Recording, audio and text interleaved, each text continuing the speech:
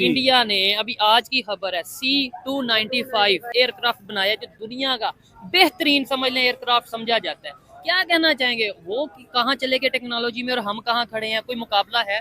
मुकाबला तो कोई नहीं है, टेक्नोलॉजी में हमसे काफी आगे, लेकिन हौसले में वो अभी हमसे पीछे हैं। अच्छा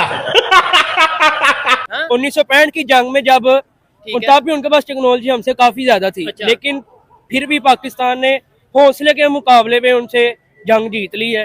शाबाश बेटा, बहुत बढ़िया। इंडिया लेट हो गया हमसे। हम तो ये चीज़ें पहले ही विद कोलैबोरेशन टू चाइना कर रहे हैं। हमने JF-17 वगैरह सारे जहाज जो हैं विद कोलैबोरेशन टू चाइना बनाए हैं।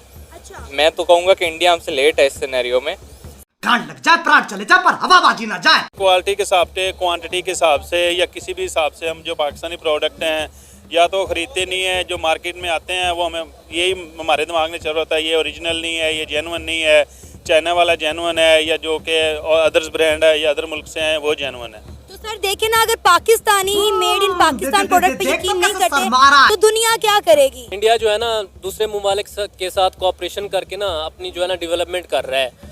ये कोऑपरेशन से होता है। जिस तरह इंडिया ने रशिया से हेल्प ली है और दूसरा यूरोप से हेल्प लिया है ताकि जो है ना इन्वेस्टमेंट आए और मुल्क की जो है ना तरक्की में अहम किरदार अदा करे। उनकी स्टेट में एक सिस्टम है ठीक है। जिसको सब अप्लाई करते हैं।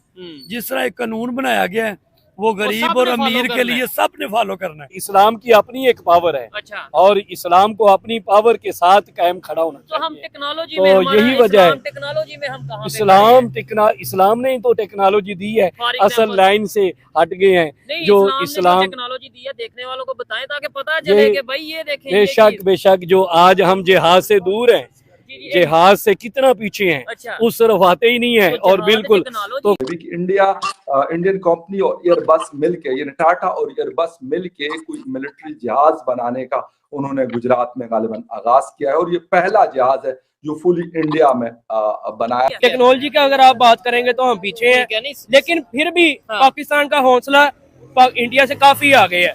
वो जहाज में आएंगे, हम इंशाल्लाह पैराशूट पे उतरेंगे, उनके जहाज तबाह कर देंगे। इधर ये भाई के पास बाइक है, ये वाली बाइक, ये वाली कोई भी, ये भाई के पास बाइक है और आप पैदल हैं, ठीक है, और जाना है 100 किलोमीटर की रेस है। आप कहें कि मैं हौसले से रेस जीत जाऊंगा और ये बाइक पे क्या ही कर लेंगे, तो ऐसा पॉसिबल है? पॉसिबल तो नहीं है। कौन जीतेगा रेस? कौन जीतेगा रेस? तो वो भाई जीतेंगे।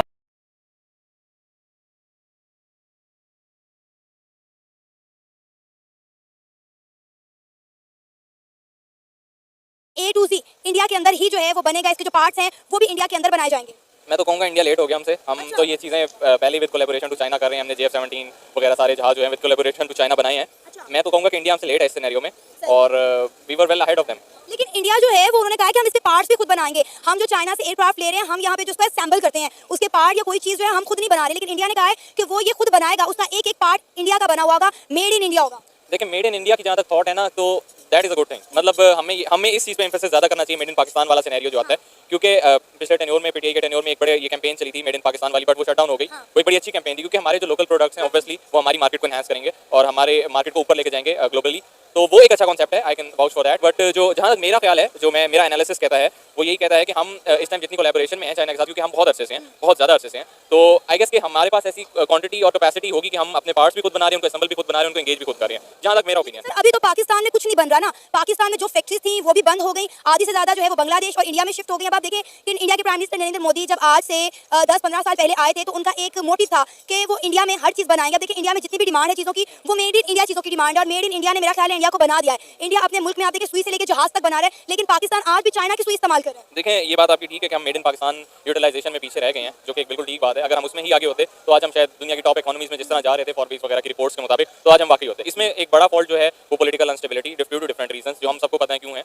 और एक बड़ी वजह ये है कि कोई भी हुकूमत जब एक प्लान के साथ आती है वो सस्टेन नहीं कर पाती, उसको कर भेज दिया जाता है इन सिंपल वर्ड्स। तो और उनकी जो पॉलिसीज हैं जब वो एम्फेसिस ही नहीं होती, जब वो इम्प्लीकेट ही नहीं होती, तो मज़ा नहीं आता। सर आप देखिए ना, आप समझा जाता है। क्या कहना चाहेंगे वो कहाँ चले गए टेक्नोलॉजी में और हम कहाँ खड़े हैं? कोई मुकाबला है? मुकाबला तो कोई नहीं है, टेक्नोलॉजी में हमसे काफी आगे, लेकिन हौसले में वो अभी हमसे पीछे हैं। 1965 की जंग में जब तब भी उनके पास टेक्नोलॉजी हमसे काफी ज्यादा थी। अच्छा। लेकिन फिर भी पाकिस्तान ने हौसले के मुकाबले में उनसे जंग जीत ली है और इंशाल्लाह। और अभी तब भी ऐसे ही हुआ है। अच्छा। पाकिस्तान की लोगों के पास हौसला काफी है, उनके पास टेक्नोलॉजी है। ठीक है। टेक्नोलॉजी का अगर आप बात करेंगे तो हम पीछे हैं, ठीक है, नहीं लेकिन फिर भी हाँ। पाकिस्तान का हौसला इंडिया से काफी आगे है।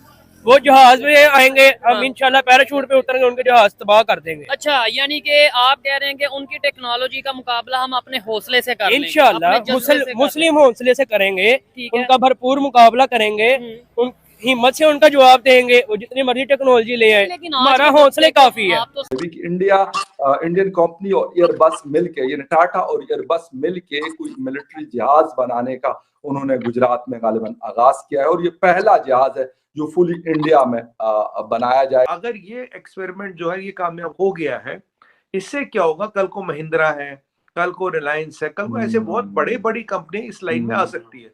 तो अब हम शुरू कर रहे थे LCH से, LCA पे आ गए, 5G पे आ गए, एयरक्राफ्ट कैरियर पे आ गए, तो अब ट्रांसपोर्टर में भी जो 3 से 5 कंट्री मिलिट्री ट्रांसपोर्ट जहाज जो है उसकी इम्पोर्टेंस सुनील जी बहुत ज्यादा है। नो डाउट आप मुझसे बहुत बेहतर जानते हैं इस चीज को कि उसकी इम्पोर्टेंस कई ज्यादा है। लेकिन सर कहा मतलब कितनी बड़ी चीज है। बेशक अंडर लाइसेंस बन रहा है, लेकिन एयरबस बना रहा है।